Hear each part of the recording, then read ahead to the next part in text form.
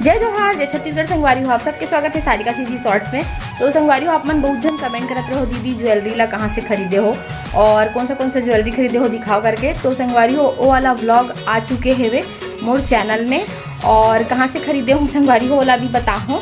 तो एक बार वो बता देता हूँ, जलाराम ज्वेलरी से खरीदे हूँ संगवारी हो। बहुत जन है ना सही गैस करे है, तो अगर आप मन भी खरीदना चाहते हो तो जाके खरीद सकते हो। और आज फिर से मैं यहाँ बनाने वाला हूँ गाजर हलवा संगवारी हो। तो चलो बैक कैमरा से दिखाता हूँ।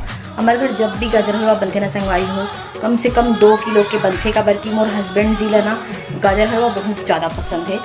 तो चलो बनाथन गाजर हलवा।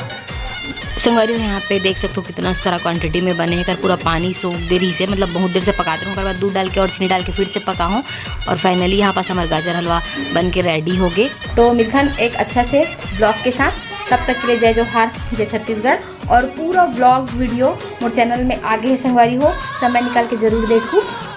Bye bye.